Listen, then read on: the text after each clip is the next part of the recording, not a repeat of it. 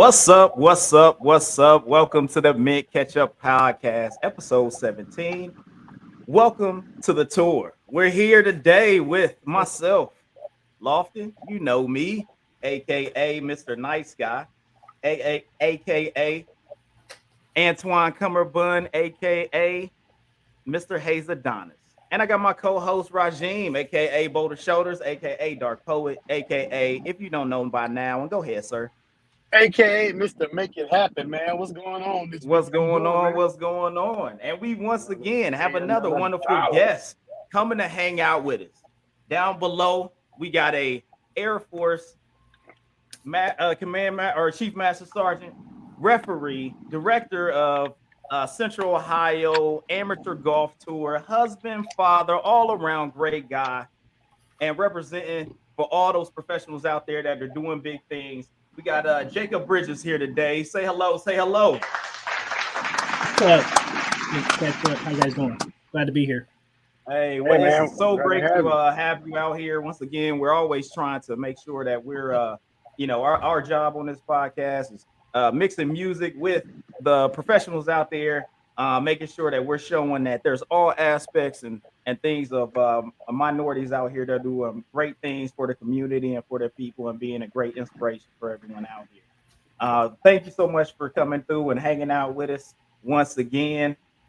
And we got to start the show off because once again, the number one thing we got to do is drink of the day. Drink of the day. All right. So for the drink of the day, Mr. Rajin, what you rocking? H2O. Oh man, hey, dude. So listen though, like the fact that I had to broadcast from the vehicle today. Can't drink and drive. I don't drink and drive. I don't promote drinking and driving. So, but next week, I'm gonna make sure I have my drink ready. I'm gonna be somewhere stable, because I got a drink in mind. And I'm about to produce that. All right. So okay. Yeah. So this week, right. the H2O with the electric lights in it. There you go. You gotta stay electric. Yeah, you gotta get your electric on. You know what I'm saying? Pay your power bill. Hey, nothing wrong with that. Nothing wrong with that. And I'm trying to do my thing. I've been sipping a little bit here. I had the 1792, bourbon that I've been sipping on. So I had a little bit of that in the glass over here. So been sipping on that a little bit. I did no mixer. I was trying to be a grown up today. I ain't putting no mixer in it. You know what I'm saying? I just got a little liquor and some ice. You know what I'm saying? Keep doing it. No chasers. Keep doing it. What I'm doing. So Jacob, you joined the show. So what do you got for your drink of the day, sir? I'm working on something. I just got my pour in. It's in my cup. I'm doing Crown Apple today with the Coke. Okay. I've been that's not a stranger to the show. I like that. Let's welcome in Crown Apple and Coke. Let's welcome in Crown Apple and Coke. Yeah. No doubt. That's my this goes out smoother, man. I've been a regular Crown, but I got gifted a bottle of apple, and I never tried it as a first choice until I ran out of my regular. So I was like, let me get some of this.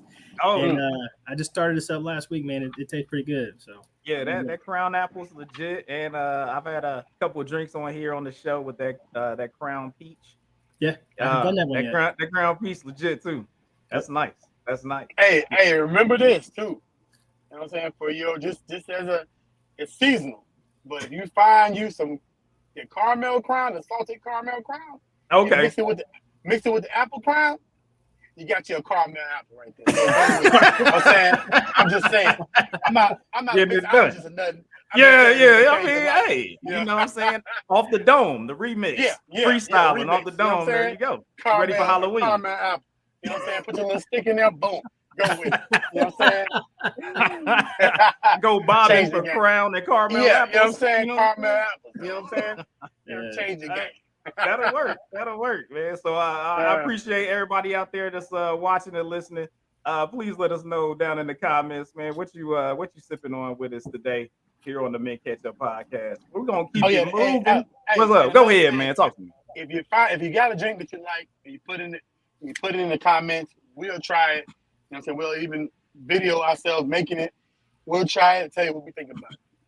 There you go. All day. help us out, help us make some content, and we can have a little maybe we'll have a top 4, almost 4 commented drinks, and we see if how y'all stack up. You know what I mean? So I like it. We really appreciate it. Really appreciate it. All right, so we're gonna keep it moving. We're gonna move on to the news of the day. News of the day. Is there anything that's on top of your dome? I mean, I got a couple things that I seen. I saw some wacky stuff happening this week here in Florida. So I was gonna put that out there. But what you got for me, Rashid? So first thing I want to bring up is we reported last week the situation about Kodak Black getting caught with oxycodone in his car. Yes. And kind of update on that. Seems that from what this is from a report I got that those pills were prescribed to him for an injury that he had. Yes. I'm not sure what the charge is for not having it in the bottle that it's supposed to go. So, right. Because they didn't say if it was in a bottle or not. But like I said, I'm rooting for the brother. Hopefully that since they were his and he proved they were his, that he doesn't get into trouble for that. So big shout out to Kodak Black, man. Hopefully young brother doing big. He's doing big things right now. Hopefully he stay on top of the game and he makes it out of this one, on top. Real talk. Yeah, I know in the Columbus area, and I know Jake can speak to that. Had a lot of that stuff kind of going on where people were getting their prescriptions, selling them, things of that nature. So, and Kodak has had his own issues, and we're hoping that this is one of the times where some people get caught doing the right thing. It just happens to be in an area that they got caught doing the wrong thing.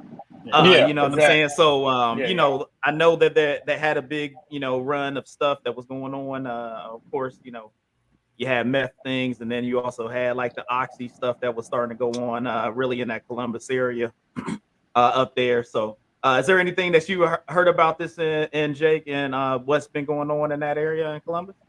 Nah, man, I'm not tracking, not following that one right there. Stay away from that. That's why we're doing news of the week. There you go, the week. So you are now informed, sir. Yep, there you go. You have now gained knowledge, sir. You have now gained knowledge. So just be aware. Yeah, hopefully this pans out for the best. You know what I'm saying? Yeah.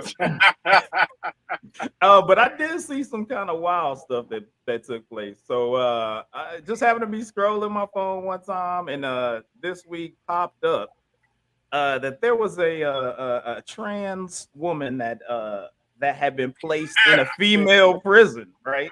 And I seen that. Just popped up that there's 2 women that are pregnant within the prison facility, right? From this trans person. I mean, look, I can't on this situation, I can't hate the hustle, because he was like, if you about to go to jail and you're like, I don't want to be in with the dudes, I'm trying to rock with the ladies. Let me go ahead and switch the game up real quick and let me get up in there. But then you can't be going up in there and just like laying the wood. That happened in Ohio? Yeah. Literally. Oh, I can't. Let me look up the. Let me look up the whole deal. It don't matter. It don't matter. Hey, that was literally cell block D. It don't matter, man. No, that was in Jersey. That was in New Jersey, man. Like real talk. This, first of all, if I had a few, just gonna put it out there. If I had a dick in a female prison, I'm selling dick. I'm gonna tell you that. I'm selling it. It's like, and you gonna have all the ramen, dog. It's like, I got all the ramen. What? I'm like, if my mama watching this, I'm sorry, mom, but I'll be real with you. I'm selling you. Cell block D. I got on lock. It's over for you. You know what I'm saying? I got all the ramen. It's like I need all the Twinkies. You be like, how much? Hey, I'm gonna tell you like this: orange would necessarily be the new black, because I would definitely be selling. Man, that hasn't got out yet. That hasn't got around. I haven't had that news update yet, man. Yeah, that was one that came out earlier this week, and I was like, wow, like that's a different type of. I mean, I guess, I guess people got needs, and then you go like, well, all of them in there got needs, and that's the person that got the one thing. You know what I'm saying? Yeah, I mean, I couldn't work in a female prison without selling me, so I know damn well I was in the prison. Like I'm selling, like I'm auctioning up. Put my wife watching this. He was like, "Yo, that's crazy." I mean, auctioning up, dick. You like, hey, it's 25, 35, 35. Sold a big birthday. You get it, girl. You know that's funny. Man, Yeah, so I thought that was interesting, which I knew. I look at that like, all right, that's that's the trouble in that situation. Yeah, that's where crazy. You just like. But how do you remedy that? Like, I know how you remedy it. Yeah, he going to a men's prison now, and it's like, okay, yeah, and now you gotta go there. You was giving it, now you taking it. Like, now you gotta work out. It's like now you gotta work out. You went from like, okay, let me take mine and be feminine, and now you be like, yo, I gotta go up here and Debo. I gotta get on and get my gym worked out. There's not gonna be a different penitentiary for that status, man. What? Since we're talking, I thought when you were going to name Ohio, man, what came to mind was the Marysville Women's Prison. In Marysville, Ohio, and I had been to the women's prison before, working on a project through the military. Right. Influencing those who prior served, who just so happened found the wrong path, incarcerated. But we had to do some training there, and I had missed a training at the men's penitentiary, and I had to go to the women's penitentiary to catch up. We visited the cell blocks. They got the ROTC programs in there. They got marching, and they got raising the flag, playing taps in the afternoon. But it was pretty. The attention you get as a male walking around the women's penitentiary, man. It's like nothing else, man. And in fact, I had to be kind of escorted around to make sure that they weren't too forward. But no, it was a visit. I'm glad. I appreciate that visit. But that's where I thought you were going, man. Yeah. I mean, I happen to kind of have a same story. Like my mom actually worked as a chaplain in the women's prison up in Marysville. Okay. And I happened to go up there one time. They were having some program or whatnot, and it was like we came up there, and I think my wife was with me. I don't think the kids came, but we were up there like supporting my mom, and that was the one time where. If you ever want to feel like females be like, I don't feel like a piece of meat, and it was like, yo, you didn't really know that eyeballs could be on you like that, and you could feel them. You could feel it. You was like, we just walking around. You like, wow, I can feel the laser beams on it. So it's different. It's a different type of thing. So that's why I told you I'd be selling. He said, I got about 4 years of ramen over here, killing it. He's like 13 babies in the prison right now. That's funny, man. That's funny. Yeah, so it's like I thought that one was kind of interesting. And then another thing I saw was I didn't know they got down like this, and obviously this is a Florida thing. I mean, there was a straight up gangster type brawl at Disney World in your neck of the woods, man. I mean, full like family reunion, 8, 9, 10 people was just getting at it, like by one of the Disney rides, and I mean, it was crazy, and I didn't realize that is something that has occurred multiple times at Disney World, like just families getting at it. So. Yeah, that was very interesting, and I didn't realize that really took place until getting down here. First of all, it costs too damn much to get in Disney and be fighting. Like honestly, to be kicked out, right? Yeah, you gotta save most of your life to get in Disney. And when you got more than 2 kids, it's over. You know what I'm saying? So to be fighting to get kicked out of it, like they probably got banned from Disney for life. Like you got another type of life if you get banned from Disney. You can't go to Disney. Yeah. Like, that's the happiest place on earth. They canceling your Disney Plus. You can't do nothing. You ain't getting no Marvel movies. You ain't getting nothing. Pixar gone. Yeah, you like, dang, Disney? You took everything. Nothing. I know, man. I've watched a couple videos, man. I have watched a couple videos from Disney, and it's shocking. Not only is a lot of kids there watching all that, but there's no regard for the kids' safety. No. Parents who can't have no self-control. I mean, we're talking uppercuts, power crosses, knockout, body slams. I mean, and security, the security there is thin, and it's not like someone going to stop you until someone's really knocked out. But that's not happening. My concern, you got Phibius and Ferb and folks in costumes trying to stop a fight. That's my thing. You know what I'm saying? I'm more concerned about the character. Like, who was protecting Mickey during this situation? You be like, who was protecting Donald Duck during this situation? Yeah, see, my whole thing now, if it was at Universal, you could call you. Yeah. Hey, you got that Transformer Bumblebee or something come over there. Yeah. You got to knock somebody out or something. Yeah, that's crazy, man. Especially when you're going to theme parks like that, like you just mentioned, and you pay too much money to risk to do anything to anyone else. Yeah. Until it gets to about 8 or 9 o'clock, you ain't got nothing to lose. And then you ain't gonna make it to that ride that you've been waiting in line for. Yeah, you just waiting on fireworks. You're like, man, these fireworks take too long. Yeah, you got a turkey leg in one hand, a $20 turkey leg, and it's 95 degrees, and you waiting for the fireworks. Yeah. You mad? Yeah. Like, get this. I can see what they mad. I can see what the fight broke out at. You know what I'm saying? I ain't gonna lie to you. Like, you just stepped on my big toe. Yeah, they was mad. Yeah, that's crazy. Yeah, that's tough right there. Yeah, so I thought that was quite interesting. Go ahead, man. One thing I wanted to bring up is, I was reading about this Rolling Loud concert with Kid Cudi. Yeah. And they say, Kid Cudi was in the middle of the concert or whatever, and people started throwing stuff at him. So I was trying to figure out, because they really didn't say like what. Maybe it was because they switched out Kanye for Kid Cudi. But my question to you is, do you feel like Kid Cudi was the replacement for Kanye out of all people? I mean, at least in my thought process, they're on the same squad. You know what I'm saying? Get Out of My Dreams. They're on Good Music. That's one of his artists. So I think it was just very much like, hey, Kanye's kind of putting you on or whatnot. But then I also saw a thing where it said Kanye came out with like Little Durk or something for a song. Yeah, so it was like it got kind of weird. All the things that was going on of being the headlines, but people acting out of character, throwing things at people and stuff like that. That's unnecessary. It's not like Cudi got bad music. It's good music, man. He got a good artist. He got some good tunes.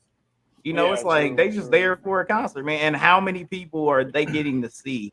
And you're gonna sit up there and cause havoc amongst the people. Yeah. That's unnecessary type of situation going on there.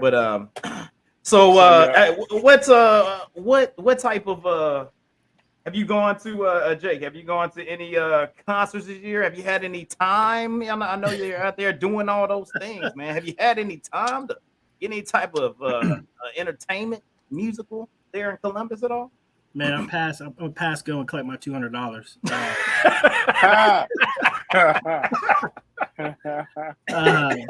The time component is probably the thing, man. If there is any, man, it goes right to the family. We had Janet come through over the weekend. She was down in Cincinnati.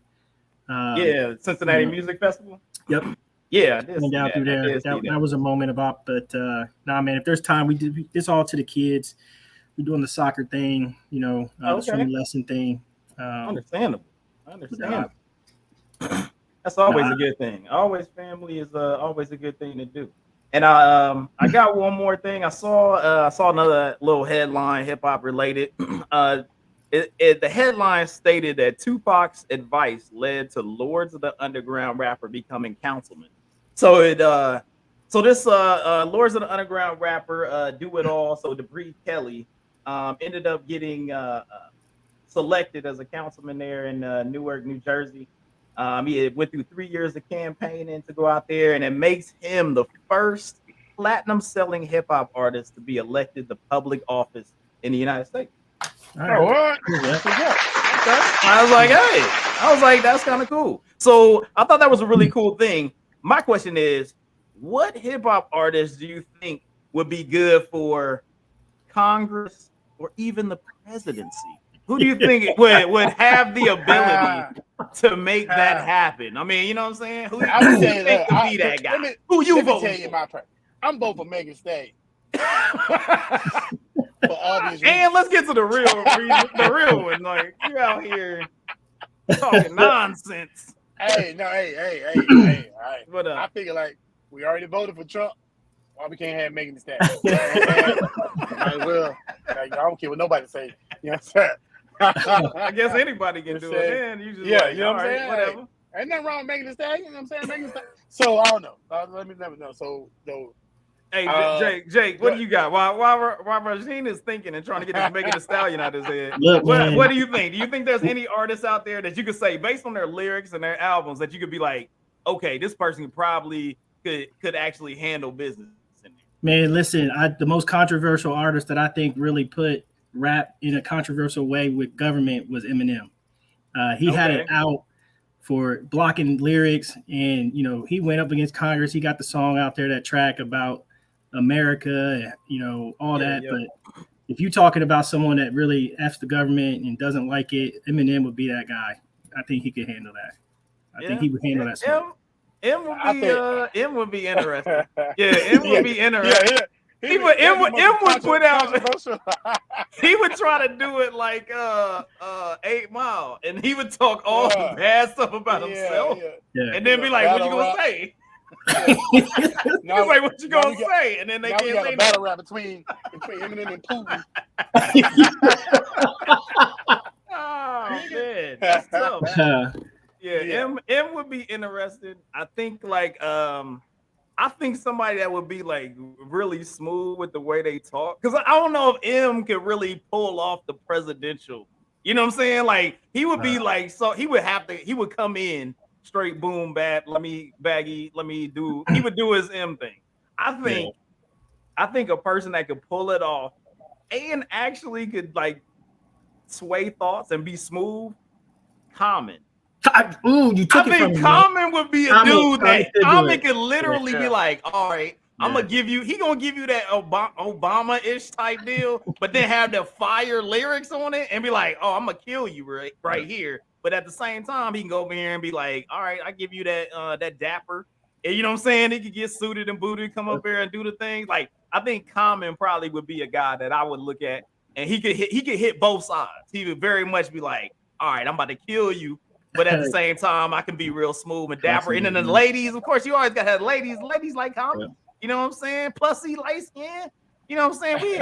I don't know if we ready for a dark brown president, man. We got like. That was a close second, man. I was thinking of Common. You had it right. Hey, look at the board. My dog Clayton say he gonna vote for Megan Thee Stallion. Hey, tell him to go to church. We got two votes for Megan. Hey, Clayton, go back to church. Hey, answer this question right here. Answer this question. Tell me that Megan Thee Stallion wouldn't make America great again. You're like, hold up, we're gonna replace the podium with the pole. We are there like, all right. Be like, the president is coming to the pole, and the vice president be Cardi B. We going, Cardi B be vice president. Megan Thee Stallion be what? Hey, we would have had no problems. Look, we would have no problem with no other countries. With Megan Thee Stallion, like what? You're like, hold up. Hey, who gonna handle what ass pussy? That's one way. That's one way to get the money, though. That's one way to get the money. We'd be like, hey, we wouldn't have everybody be our allies. We had all allies for the first time in history. Everybody be our allies. You know what I'm saying? Be ready to That's go. Good. Coming to America for some wet ass. That would be sending out the wrong type of atmosphere. I don't know if that would work. Won't be no more monkeypox, I'll tell you that. Be good to go. Dr. Fauci wouldn't have nothing to say. He'd be like, shit, whatever. All right, good. You do you have anything else that you got on your mind there, Rasheen? No, like I said, we've been having a bunch of mass shootings and stuff like that or whatever lately, man. It's just kind of getting overwhelming. I see. I don't know if you guys watch TikTok or whatever, but on TikTok there's a lot of situations where police officers, are still killing. They're still killing our people. They still. So I just want people to say. I just want to say this before we get off the news week. Everybody stay safe. You know what I'm saying? Know how to stay alive. So I think we need to start doing a segment called Know How to Stay Alive. Know how to get home safe. You know what I'm saying? So we definitely, you know what I'm saying, I send a shout out to everybody, and not just black people, not just, minorities, but everybody. Get home safe. You know what I'm saying? Real talk. We got your boy put Pharrell in there as well as a person that go for it. Pharrell been good vote. Yeah, he would be skateboarding all over the White House though. Yeah, so Lil Wayne, Lil Wayne, your boy. Nah. You left him out the king of the South. So how can he not? He ain't the king of the South, so he can't be the president. Man. You already got that. Hey, Lil Wayne is stunner for vice president. I ain't gonna tell y'all no more. I'll true y'all. All right, gentlemen. Well, we gonna go over here to the news of the week. We had some good albums. There was a lot of music that decided to come out this week. So we're gonna go through a little bit of the music, just give you a little breakdown of some of the stuff that did go down. We got let's see. All right, music of the week for that came out on July 22nd. We had a few little albums out here. B.O.B. It looked like they just came out with a single. Maybe that album got pushed back. Wi-Fi God has some stuff. Joey Badass, good album. East Coast Boom Bat looked like the Little Uzi. That got pushed back. Asia Doll, if you like that drill, just straight up Megan Thee Stallion style, you know what I'm saying? Maybe she could be the vice president or something. You got Mac Miller. I Love Life, Thank You, which is of course this is Mac Miller passed away some years ago. So this is a good little album. Sounds like some of the older raps, but it's really good songs that are on there. You got Nardo Wick, just trappy stuff. Iceware, what's it? Vetzo. It's trappy again. Let's see. That Lori Banks is nice. You got RZA, Bobby Digital in the Pit of Snakes, which is off of a graphic novel that he is putting out on that one. So had a good amount of stuff that came out, and it's pretty good. But my highlight of the week, missed him for a while, that Lloyd Banks, legit. The Course of the Inevitable 2, 14 tracks, Power Steering, which has Jadakiss on it, really nice. Don't Switch, which has Tony Yayo on it, sounds really good. Living Proof and Value of the Check, man. So it really falls back into those good, you know what I'm saying, Lloyd Banks mixtape style albums. You know what I'm saying? If you like that Lloyd Banks, that G Unit bangers that they used to come out with, still really falls into that level, and keep your head nodding as you go through everything. So that's the spotlight that I selected for the Mick Ketchup spotlight. Once again, Lloyd Banks, The Course of the Inevitable 2, 14 tracks, Power Steering, Don't Switch, Living Proof, and Value of a Check are those ones that you should go and check out. We really appreciate it. Go check out all those albums out there, and everything, all the places that you can stream, of course, purchase and support your artists out there. And if there's any albums that you see out there, let us know. Hit us up in the comments, something that we may have overlooked and didn't pop on the list. All right. So let us know. All right. We appreciate y'all. Have a good one. All right. Yeah. We back. And now it's time to take care of our guest here. This is like I said before, very established, very successful person that we have here. Patriotic, working for our Air Force, States Air Force, doing big things, stepping into areas that sometimes you don't see minorities in, as taking on, golf in general, and being a director in that aspect of a full tour and things of that nature. So we would like to welcome to the interview, of course, Jacob Bridges once again. Thank you for joining us. Thank you for coming and hanging out with us. So give us a little background on what got you into starting at the beginning. What got you into the military, man? What got you into this Air Force life? Well, I owe that decision to my mother. When I was about a teenager, kind of unsure what I wanted to do, around the age of 17, 18, about to graduate high school. She asked me, she pulled me in the dining room and asked me what I wanted to do. And she certainly wanted me to get some education, and she, dropped on me the military. And that came out of nowhere. You know, I never, we didn't have my father served in the Army 4 years, way back in World War II. It was a long time, you know. So the military wasn't immediately surrounding. I didn't do the ROTC thing in high school. So for that idea, she put it on me. And, you know, I didn't have nothing that I knew that I wanted to do anyway. So, you know, I took the ASVAB before I graduated high school. And, you know, from there, you know, it kind of led me first to go. I had an Army recruiter come in the house and he kind of, you know, offered what the Army at that time was presenting to new signups. And, you know, I went back and forth, sat on it for a minute. And, you know, I also wanted to listen to another opinion. So I had a Air Force recruiter come to the house. And I think from there, they probably offered a little bit better deal, a little less money, longer commitment, which, you know, impulsively you think the Army was the route to go. But my mom really felt like what she knew. Again, so I owe that decision all to my mother. So from there, I tell you what, man, that was today. That would be about 25 years ago. And I can tell you what, I've been living all the fruits of that decision since that day, to be the best decision I had ever made. And I'm so glad I did. Since then, you know, I started active duty. So where I'm at today, I'm in the National Guard. And, you know, many people, like myself included, did not know that the Air Force had a component of the National Guard. So, again, I started active duty 4 years, 2 unaccompanied tours overseas, 1 2-year tour over in Guam, followed on by a 2-year tour in Germany. And then I found out that the Guard existed when I was in Germany. So this was 2001. And I saw some down in NCO club. You know, you think I was kind of, you know, was a station there, so you kind of knew everybody. And you know, when the NCO club was hopping and popping, and then when I saw some pilots come through and they was wearing the patch and they had the Buckeye on it, I said, "Where are you from, and what is that?" Yeah.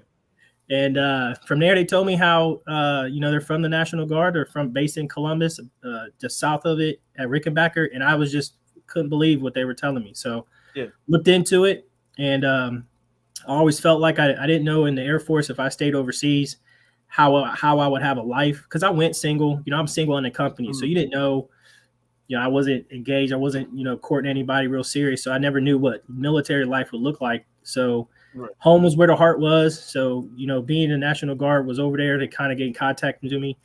Met a recruiter here at Rickenbacker, and I Palace Chase in 2001. Gotcha. So that's how it started. I'll pause there, but we can go a couple of directions with that.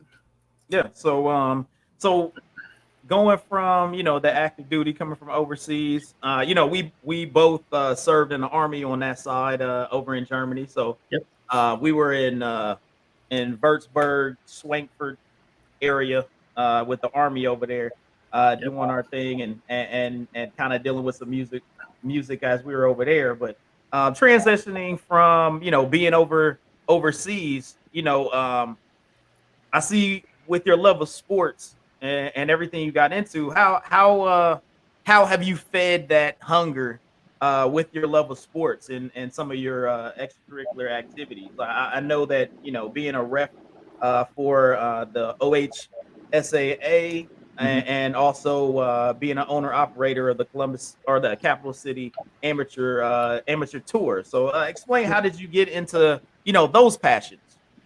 Yeah, so, you know, aside being, you know, I'm full-time active military in the National Guard, but there's 2 other interests that really drive my passion for doing well in the community. And that's first, I'll start with the basketball.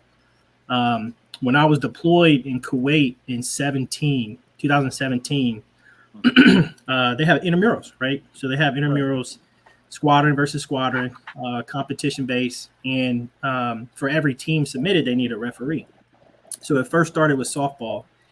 And then when it went to basketball, you know, this is 2017. I think I don't know, I ain't going to tell you how old I was, but I'll tell you what, I was a lot older than the guys that were playing. And they get up and down the floor better than I do. And we had a lot more numbers. So it was easy for me to say, hey, you guys know what? You guys do your thing. I'll go ahead and just officiate the game. So I officiated all the intramurals while deployed, all game, squadron, other squadrons to the end. And one of the COs, said, hey, you're from Ohio. You should look up if this is something you want to do when you get back.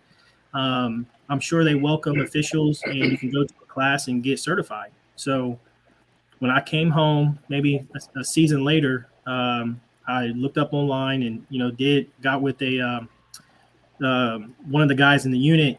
He officiated, so spoke to him where he goes, how he does it, and then I got an assigner who got a class, did 6 weeks of the course, and then I was on the floor, and that was in 19. So starting in 2019, I started officiating boys and girls basketball, high school games in around Central Ohio. And I tell you what, on and off the floor, it kind of transfers really well. Knowing the rules, the game, you be watching, follow basketball. I pretty much I always had an eye for, any game that we watch, football, basketball. If there's any kind of whistle or any interpretation, you really kind of already can tell what happened. And knowing that inside of a room, it's kind of what you can do on the floor. And when I say it transfers well, the leadership on the floor, what you owe to the parents, the kids, if I didn't say the coaches already, officiating a good game, is what they deserve. So being a leader, I guess, in uniform and picking up another one and wearing it on the court, I feel like it's an easy transition, but it's still hard. It's not an environment that's for everybody. They don't know where you come from. You don't know where I came from, but you get a lot of berating, foul mouth, court side. Coaches give it to you. Parents give it to you. Why? But the authority you have on the floor, security that's there, the administration, they really want to protect the interests of the game. So all you got to do is just officiate and make sure that conduct doesn't continue to have to interrupt what the kids are doing. So you got anything? I really enjoy that. Basketball is a heart. It's not, again, not for everybody, but anyone who does have a problem with what goes on the floor, man, tell you what, OSHA's accepting applications. You can pick up the whistle in the jersey. Say, come get some. Yeah. And that's crazy because I had the same question, man, because I'm a football coach. I coach 12U football. And so I know for a fact that the referees got to have tough skin because I pop off a referee too. He said as soon as he found out you was a ref, he was like, I want to give it to you right now. You ain't even called nothing on me. I'm about to give it to you. Like, I need to practice. So my question is, how do you got to have tough skin. So like, how does it in any way, does your military background help you with your, having tough skin, like from parents and coaches? Because like I said, I popped off on, like, even because my son plays also, and my oldest son, he played basketball, and I've cussed out referees and blah blah blah. But how do you deal with that on that level? That's my question. It depends on situation, but let me kind of just give you a general answer to it. Most of the time on basketball, I really try to have a pregame conference with the coaches. If I've never officiated for a game for you, I hope to establish some kind of rapport on how the game will be officiated today. Introducing my fellow crew members, we will do the best for your on the floor. We'll do our best to be in the right spots to call all the calls that need to be made. That's number one. Two is we want to make sure the kids are safe. Number one priority. But hopefully, when the ball is in play, that goes all out the window, right? So what you see, most of the times you're probably right, Coach. I'm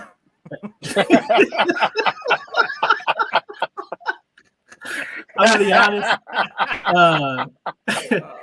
I would say, most of the times coaches want to be heard. You're obviously going to see it with the lens that favors your ball club. I did a scrimmage 2 weeks ago, and we were supposed to be a two-man and a detail, and my other guy didn't show up. So I'm one guy, and we're running 12-minute running clock, and they had 3 teams rotating 2 on, 1 off, and we went for 3 hours. So it's just me. Oh man. Okay. And I told the coaches on the start, I said, hey, listen, I'm going to do my best. I'm going to be out of position on a lot of plays. My primary is ball handling and screens that are being rotated. I cannot see behind. I can't see off-ball action a lot. Yeah. So despite saying that, we got a situation on the floor, and the referee, like up when I'm running up the floor, he's like, "You don't see that? Like that was a foul. How are you gonna call it down here? And you didn't call it down here." And I said, "You're right, coach. It probably happened. I didn't see it, and I won't call something I don't see." Yeah. So then he was like, "And it's only me." You be like, "It's only me."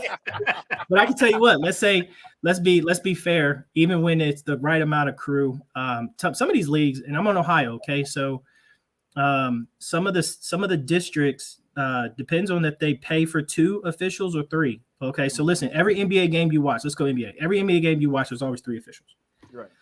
For the level of junior varsity up, it should be 3.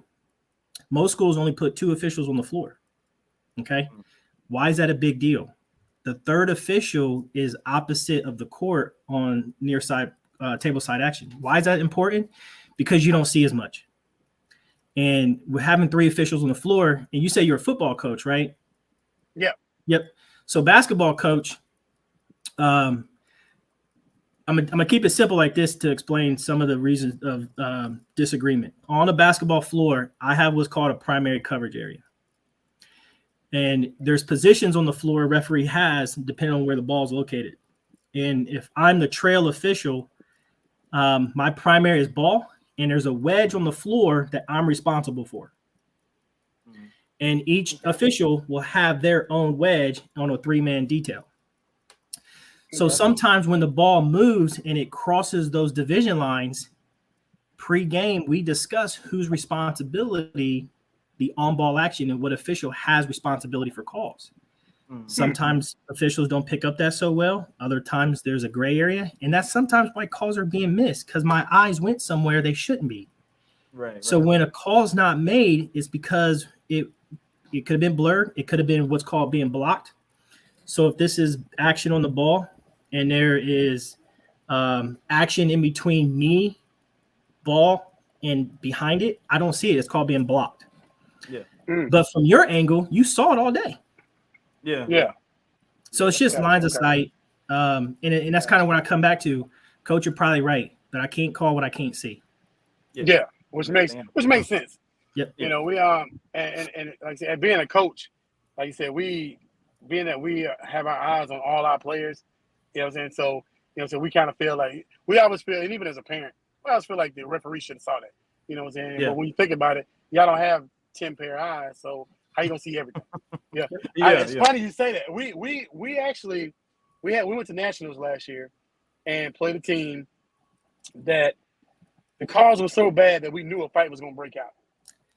And what happened was the calls were so bad that the national committee or whoever was over the actual, you know, the games for that season, the refs didn't come back out the next day. They got fired. Mm-hmm. Like they actually released the refs because the calls were so bad. You know, have you ever been in a situation to where you do feel the calls were so bad or the inexperience kind of caused a turn in the game?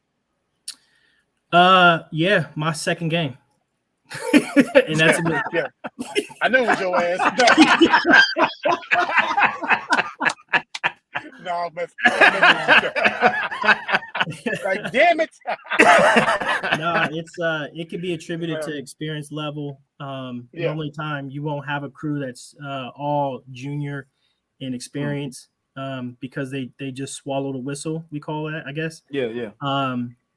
You know, it was on a court where, you know, the Columbus CPD had to be. That's why there's CPD or security at every game, hopefully to keep fans in the stands and players on the floor and not be mixed. You know, it was a mixed set of circumstances. You know, I remember it was my second game.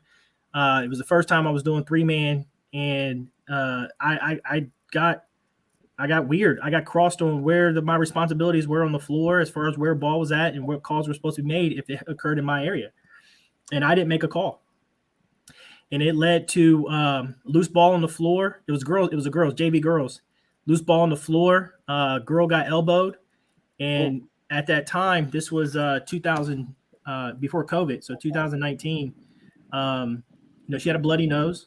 And the officials on the floor, I called technical foul on the other player that got the bloody nose, and her dad came out of the stands. Oh, snap. Yeah, and so he had to get ejected. It didn't result in a fight, but I think that was probably the one game I've ever officiated that comes to mind where it doesn't haunt me, but it certainly, I recognize when you have an official that doesn't have that many number of games under their belt, how you got to look over them, make sure that they're watching what they should be. And I think that's attributed to just being a leader. When we arrive to games, you're ready to go. You give ample amount of time to have discussions. You do pregame, injury-related timeouts, how many timeouts remaining, on ball, off ball, what you're uncomfortable doing, if we want to rotate. So we talk about hypothetical scenarios based on how many games you've done or where you're uncomfortable at. So that way we're on the floor. We give you, you and your kids, the coaches, the kind of game they desire to be official at the proper level. Nice. That's amazing. Good stuff, man. So going into the other aspect of kind of your extracurriculars, coming into being the director and owner of this Capital City amateur tour, like how does not only running the tour, but have you had any? Do you feel the effects of being a minority, and also do you feel the effects of being a minority gaining people that may be minority into this aspect of golf? Like, I know that you got a schedule, trying to get golf courses and doing all that other stuff, and then it may be a different face than people are used to stepping into that, having those meetings with people, as well as then like myself, hey, man, that's my boy, he got this golf tour, I'm gonna come out and support. Like, have you seen that on both sides due to your persuasions? I mean, I can't ignore it. I can't be naive either. But I also think about knowing my bearings in areas that I've never been to, courses I've never been to. Mostly the interactions and contacts I have is through telephone or email. How my communication, it's business. They probably know my face, but I don't think the name or the tour, if it doesn't have any kind of support, sponsorship, the only color that they see is green. But I think where you're going at is when you're actually leading this tour. I do believe and value gender, demographic diversity, the makeup of the tour, whether it's young or old, male or female, where you come from. I think there's a mix. To say it's balanced, I think it represents the community. I think, we got the, African American, white, elderly African American, Asian, Oriental, Korean, young female, young boy, young girl. It aims for the community of those who just love and enjoy golf and want to learn from it to get better. So I think that being owner operator of this tour, do representing that. Many people do not know what I do full time. They actually believe me running golf tournaments is my job. And I don't serving in the military, I don't lead with it. It's kind of, as you come to know me, that's kind of what you find out that I actually do. Right. But other than that, I mean, I think there's a good mix. I had 3 ladies who found out the tour. We went to Pittsburgh. You mentioned about those trophies that got awarded. They were just thrilled. And they said the communication, it's amazing how many people are involved in things where they're not informed. And when they come into a program like mine and you get on that distro list and you see my communication, the gap filler stuff that makes you comfortable that this is legit, I can support it. Not many questions are asked. Rules are enforced. You got everything that kind of checks all your boxes to make, say, hey, I want to put money to this and I want to put my time to it. So what comes from that, it draws in and attracts the differences or people that you identify with. Yeah. And that's what I aim for. Yeah. It's one of those things being out on one of the playing in one of the tournaments, man. It was fun, man. And it was nice, got out there. Y'all even calling the names at the first tee, man. I felt like I was on the tour. It's already hard enough to hit a driver, and now you got people out here like up the box. I was like, oh man, this is like too real. This almost like having the crowd behind the basketball hoop, you know what I'm saying, waving their hands when you're trying to shoot a free throw. I was like, yo, this is kind of legit. And it wasn't like there was anybody else out there though. There was about 4 people looking at me, but those 4 people felt like a giant crowd. It is, man.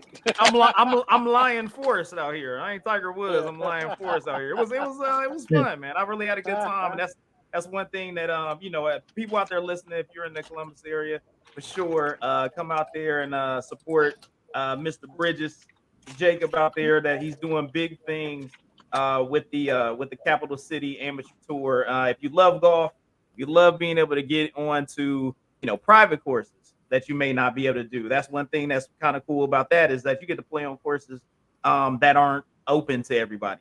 So they have some of the tournaments and whatnot are on some private courses, so you get to experience some things that you may not if you're going to your normal public course or whatnot that's around there at a very discounted rate.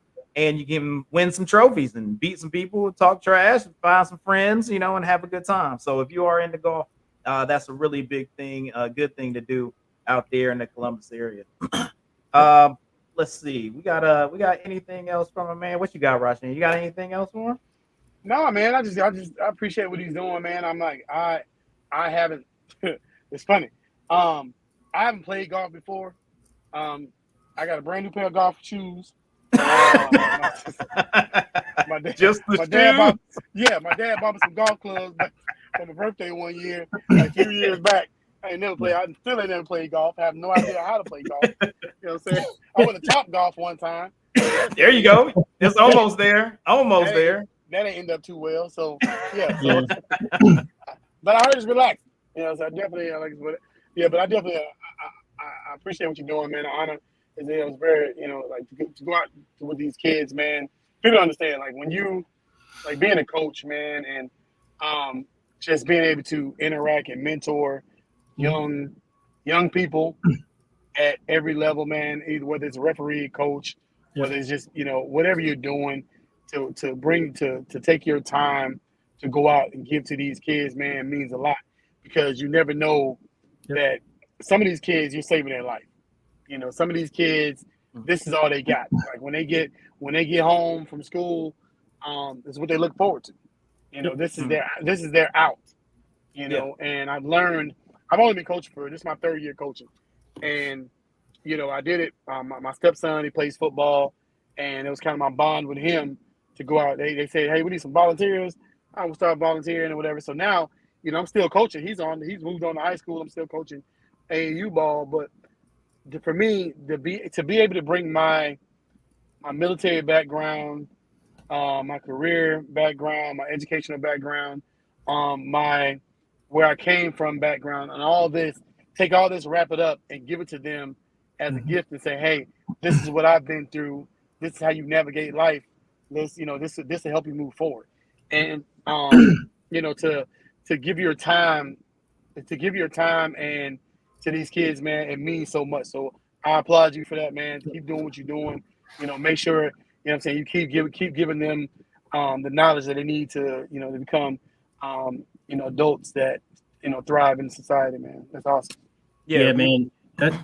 Sorry, go ahead. No, I was just going to say that we really appreciate, and that's really what our podcast is trying to, spotlight. We're trying to spotlight those people that are going out there in the community, making their communities better, no matter if it's through, we have our military experience, or, being a coach, being a ref, going out and, helping build houses or whatever it is, I'm saying, just, improving the community and being an example. And that was very much one of the reasons that I wanted to have you on the show, because you are one of those people that are that example of, not only professional success, but also in your secondary endeavors, having that success and putting that face out there that may be different, that becomes more normal and common, as people interact and see, hey, this is, I don't have to maybe have that judgment or whatever, and you can bring people, and then you can be an influence to those that are around you that may be of that diversity, and go like, hey, if you do it right, if you do it professionally, and you're knowledgeable in what you're doing, you know what I'm saying, they can't deny anything that you're doing. So we really appreciate everything that you're doing, and we want to make sure that we're out here giving you your flowers, sir. Giving you a flower. Yeah. Get your flowers now. You know what I'm saying? Sure. I'll plug it in, man. I couldn't do as much all the things I do without a great wife that I have in my with me. She leads from the front. I would think that she's the boss of the tour director in the golf world. Right. She's Mrs. Chief Master Sergeant militarily. Nice. So I got a lot of credit to her. You know, we do communicate a lot to kind of see if it fits within the needs of the family. And although it might be something I'm doing on the floor, I represent the family when I'm doing it. Right. You mentioned it. I'll kind of roll it up here. It's all, if you see an official, I'll start with this one, man. If you see an official and they do a good job, I won't say go out your way, but make it a point to at least thank them. As you meet and greet your kid when the game is over, stop by and tap that official on the floor and say, hey, man, thank you for being here today. You didn't have to, but because you are, they probably had 1,000 FUs. Your thank you will keep them going. I gave two of them. He said I gave you 2 FUs and a pat on the back. I'll tell you what, that could be a news on it could come out of the woods, but that could be something, if you're not paying attention, athletics and high school athletic sports, there is a shortage of officials, and it's not in Ohio, it's everywhere, man. If you don't have officials doing what they do, you're not going to have games. Right. That's a real thing, and it's a trend that's happening. As the guys who are kind of hanging it up, the new ones only stay around for an average of 2 years at most. Yeah. So I wouldn't say thanking them is going to, keep them around, but, basically what it takes is probably, looking at it from their perspective of, not chirping at them and calling them out and, all that stuff, because they don't need that. They're human too. So, but be mindful of that. I will tell you, man, we didn't touch on it. I got my 10-year-old, I got 2 kids. My oldest is 10, and he's from my first marriage, and I got him full custody of him. And I wanted to bring that up because aside of all the things I think that I do successfully, that was probably one of the single greatest achievements that I think in my life that I've able to think that I couldn't overcome, but did. Mm-hmm. And that's getting custody of my son with my color, being a male. In the times in which you think you couldn't get custody, it happened. And I think that's awesome. That's an example just to speak to here. Thank you. It was expensive. It's expensive. You got to be sure to go through with it. But it was well deserving. I speak to a lot of divorced fathers today, giving them advice. If that's something that they're already involved in thinking that that's the best decision for them, how they may want to pursue or navigate through the challenges of shared parenting or fight for custody. Yeah. And then kind of just share my story. And I recognize the guardian. I recognize shared parenting, 20.1 local rule, how you can kind of just be a father for them. So that's probably one of my single greatest achievement. If you call it success in uniform, out of uniform, that's something behind me you don't know about unless I tell it. Hey, man. Nice. Really appreciate that's it, awesome. Man. You're taking care of family and being a full, well-rounded person out there, man, just doing big things, man. And we really appreciate you out here continuing it and building positive people around you as well. You know what I'm saying? I know that you're out there putting positive people around you, which is building up your family, your boys, you know what I'm saying, to be positive because they have you and your wife right there, being influencing for you. So, hey, man, that's always applause for that, man. Good stuff. Yep. So we're going to keep it moving. Now we're going to move to respect your deck, man. We learned everything about you, but we ain't learned about the music. So right now, I'm going to ask you 3 questions that, with this being somewhat of a music podcast as well, as long as we want to, lift up everybody and give them the support and to put them on the spotlight. But also, we want to find out what type of music kept you pushing throughout your life and was a big influence in helping be a motivational factor as you were growing up and even right now. So I got 3 questions for you. First question is going to be, what is that most influential hip hop artists in your life? What's that one artist that, hey, you know what I'm saying? If they come out with an album, I'm going to get it. I don't even need to listen to it. I'm going straight to it. Well, the thing, being in music back growing up, it was different than the way it was today, how you can download it and get access to it. But if there was one, when I grew up, man, Bone Thugs and Harmony, they were a Cleveland rap group. It was a mixed artist group here. So when they came out with something, you kind of you were curious about it, wanted to listen to it. So I really got to say that Bone Thugs and Harmony was a group that I had followed when I was younger. Today, they're not so much. Yeah, right. When it's the first of the month, I'm always reminded. Go get them stamps. It may not be booze stamps. You may just go get the new Betsy Ross, you know what I'm saying, mail stamps or something. I don't know, but go get some stamps. I still miss my Uncle Charles, y'all. But Uncle Charles, today, man, Ludacris was good. DJ Khaled, Young Jeezy. We the best. Right, we the best. That's probably popping. But back then, R. Kelly. Growing up, R. Kelly was before what we knew to now. What we didn't know then. We knew age was a number. Age ain't nothing but a number. He told us. We knew that though. We knew age was a number. We knew it was more than just a damn. Your ass didn't know it. My bad. But I think when we first started putting the headphones on, or even turn the TV on, we had MTV Jams. It was, MTV was where you found out the news, right? MTV Raps, right? BT, the basement. Yep. Michael Jackson, when Michael Jackson did his thing, man, we were all in awe of what he did on the floor with his music. Mm-hmm. I think I had the white socks with the church shoes on. Of course. Everybody did. Yeah, you had the glove. Hey, gotta get the beaded joints, son. The beaded jackets. Thriller, when Thriller came out. So I think Tupac did his thing when I was in high school. Tupac, when he came out with the double CD, the double album, the All Eyes on Me, I didn't, back in those days, you didn't know Crips and Bloods, but you didn't know East Coast, West Coast until all that stuff started happening. So that's kind of really the influence of hip hop and culture really started understanding that there's boundaries to this. There's divisions to this. And then, the South came up. Like when I joined the military, I think it was Master P, No Limit Soldier. I think I saw someone mention Mystical. Yep. I remember going to the club in Germany, and with that Master P, No Limit came on, man. You got on the floor. And this was not a time where girls wanted to dance. It was all dudes with Timbs. That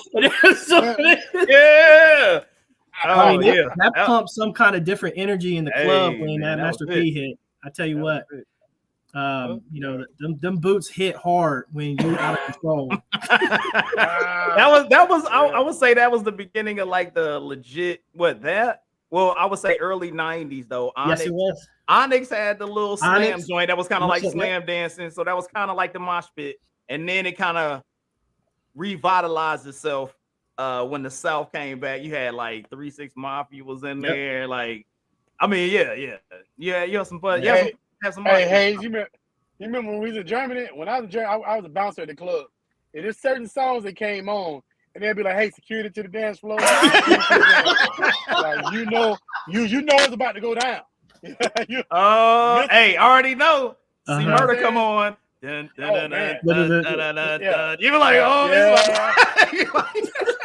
be like, it's about to be a fight. Let's go. Tank. You were like a fight's popping off, baby. Especially if we just got. I know you had the Air Force life, but we be in the Army. We just get back from the field, and then they play that See Murder. Everybody still got testosterone build up from being in the field for a month. You be like, it's about to be fighting. They be like, security to the dance floor, damn it. Damn, go down. It is about to go down. Man, good times. So y'all you connect with that. I can see you connect. That was a time. That was it right there, man. That late 90s, 2000s. That was it right there. They was getting it. They was doing big time. So all right. So we got the artist. We got the artist situation. So what's the one album? You cut it down to one album that you go, hey, you know what I'm saying? This is my ride or die album. No matter what it is, I can put this on, and it's, you know what I'm saying, it's gonna hit me emotionally. What's one album that you got that does that to you? Well, so it wasn't all the albums I just mentioned. It certainly could get me motivated depending on what I'm doing or what mood I'm in. But there was I can't remember the name of the album, but it was a Kirk Franklin album. And it's connected to my father passing away. Okay. So it's that emotional. When you said emotional, that's exactly where I went. Was it the early one that had like Stomp and stuff on it? He has some good songs. No, it's I tell you what, I just got the tracks here. Kirk Franklin, because my dad later in his life he became blind, and when I joined the military, he never saw me in uniform. So there was a moment where I didn't believe that he couldn't see me because I was overseas. When I came home, it was real. It hit me hard, and then I took care of him until we laid him to rest. But Kirk Franklin was played at his funeral, so the song, his album that got connected to it, carries with me to this day, and played every now and then. So of all the albums we just went through, that's big. Stands out. That's big. Yeah. I can see that. That's so it right there. Let me ask y'all this real quick before we move on. Was anybody else conflicted in the club when they played Stomp? It was interesting. That was I do remember that where it was like, hold on, Kirk Franklin was on in the club. And you're like, woo! So we playing it. It was like Kirk Franklin. This is not the place. But that was interesting.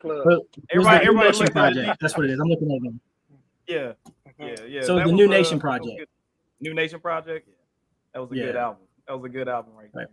So after going through that for that album, we talked about artists, we talked about album, and then give me like one song that you turn on and it's the either the workout one that starts it off and you like, oh man, that's my go-to, or like it invokes that emotion like you talked about with the album. What's that one song to get you pushing, get you pumping, get you ready to go?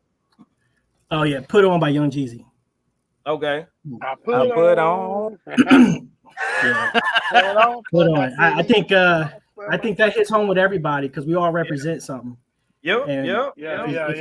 Whatever it is, it makes you get in there. Yeah. Okay.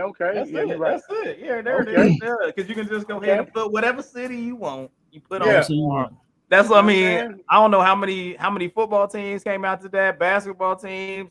Like when that song came out, that was one that always was kicking off either at a timeout or coming out to it or anything like that, especially when that Jeezy Put On 4 came out. So those are good selections. Good selections. We really appreciate you participating in the Respect Your Deck. So make sure everybody out there respect my man's deck. You know what I'm saying? I know everybody has their own views, their own styles, their own taste. And just like with Jay here, he got things that emotionally touch him. So everybody has their own different ideas and thought process. But once again, there was a mention of Tupac again on this show. Like Tupac be showing up all the time. Yeah, Tupac's part of this show.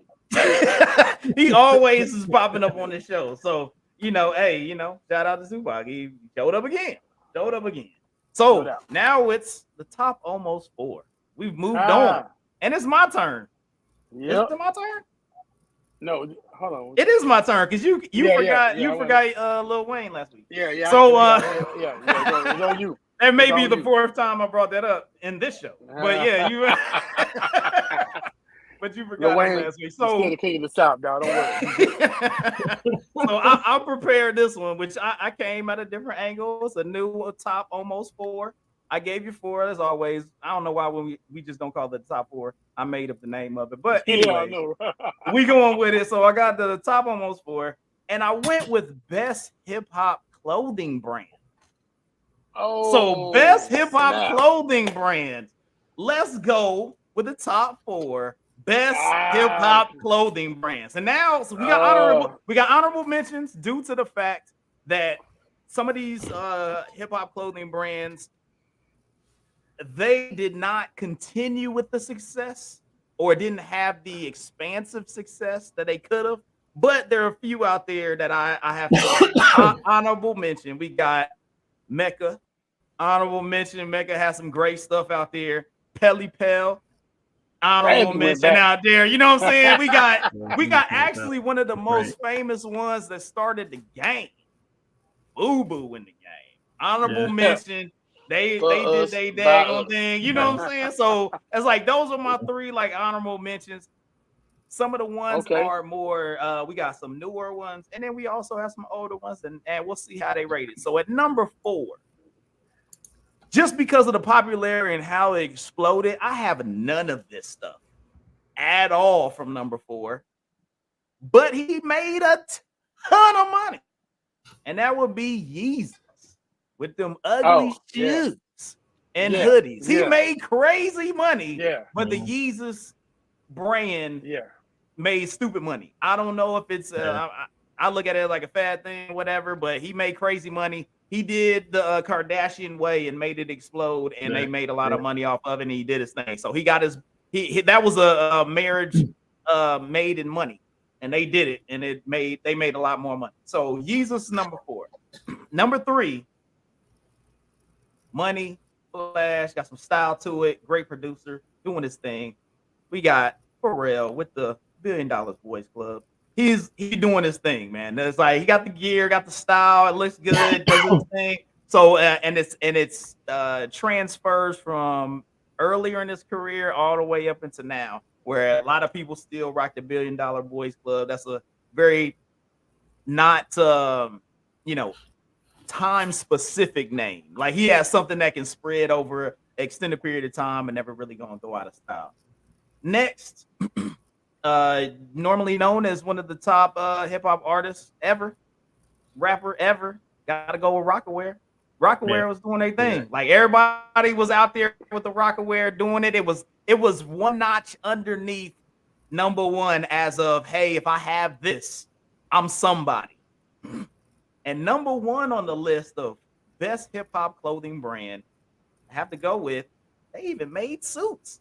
Sean John is started out hip-hop gear, and they was like, yo, get a Sean John suit. You can get suited in the booty with the Sean John. You can get you can be dapper, or you can go out here and be like, I got a hoodie and I'm on the block doing the thing in the Sean John. So Sean John and Puff Daddy Diddy, it changes just like my man's name. He got all the gear, anything you want. You throw a Sean John suit on right now, you be like, man, looking like Men in Black, looking fresh, dapper to death. So I got my top best hip-hop clothing brands: Yeezys, $1 Billion Boys Club, Rockaware, Sean John. Tell me I ain't right. You ain't. What you got? Tell me then. Tell me. First of all, let's go. Hip hop. Yeah, I know it's hip hop. So you forgot about a Nietzsche. You know what I'm saying?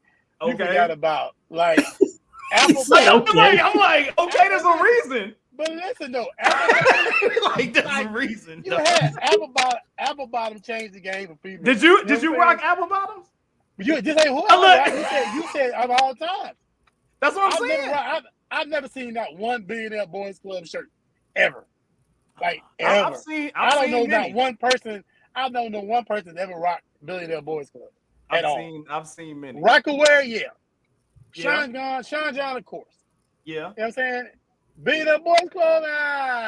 Okay, so what you replacing it with? I would have replaced it with at least Apple Bottom. Get a female. Like you discriminate. Yeah, you discriminate. Look. You know what? But you know what I'm gonna tell you is that I wouldn't say I would be discriminating, but even with female hip hop artists, and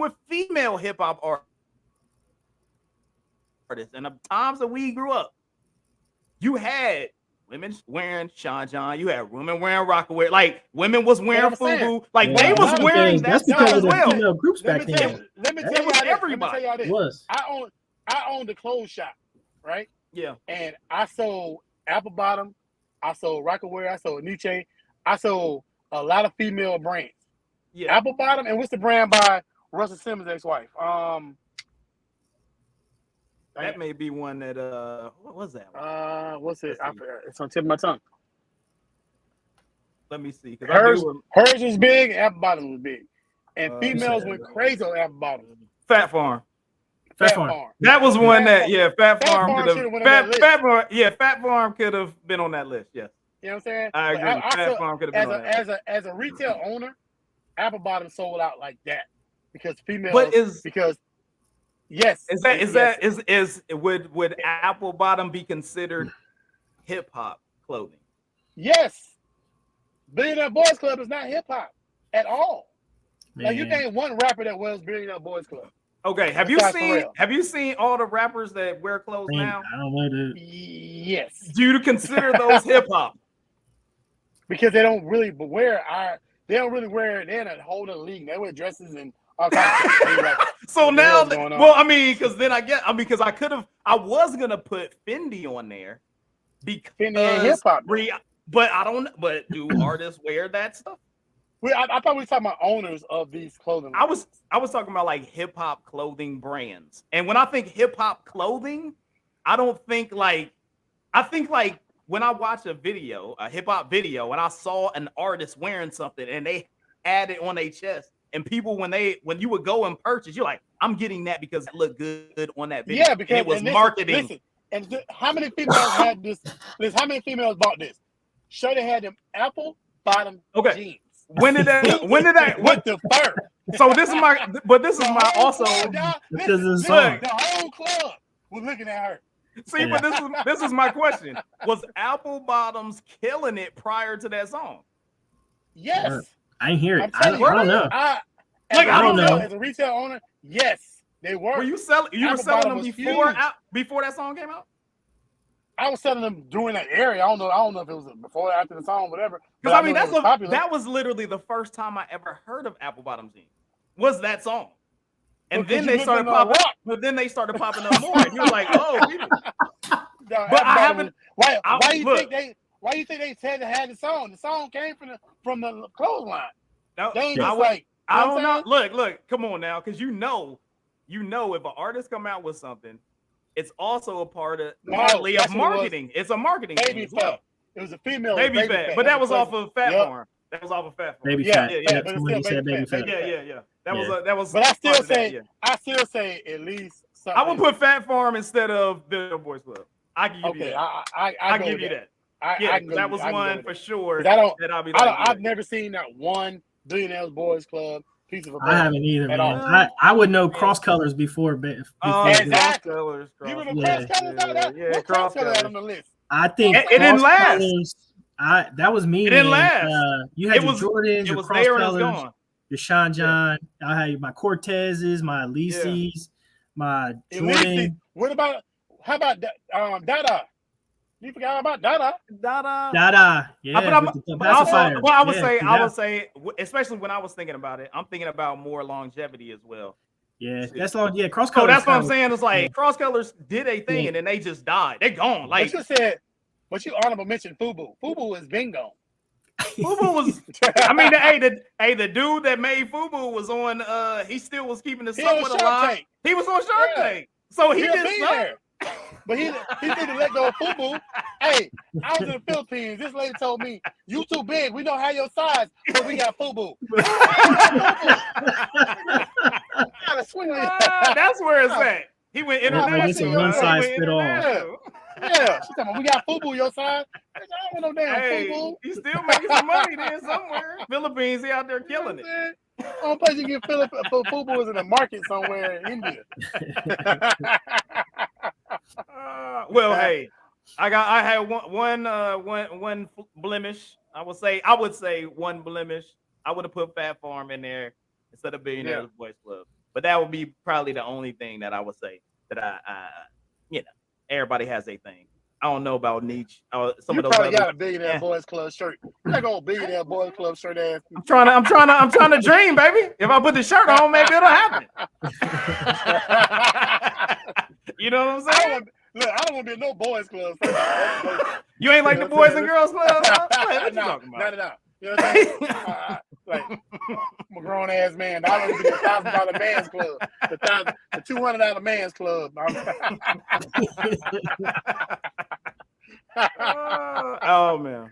Well, hey guys, we really appreciate you coming by, hanging out with us on another installment of the Men Ketchup Podcast. We want to thank again our wonderful guest, Jacob Bridges, coming through, giving us knowledge, showing support for the people out there, taking care of his community, and being an example, not only for people in the Air Force and the people that he worked with, but also the children that he's reffing for, and also being a great example for his sons to come up to be upstanding citizens. And also giving all the love to the wife. I almost, when you started going on the soliloquy of the wife, I thought she was standing behind the camera and was like looking at you. Like, you better say something. You better say something. Like, you better say something. You did ask me.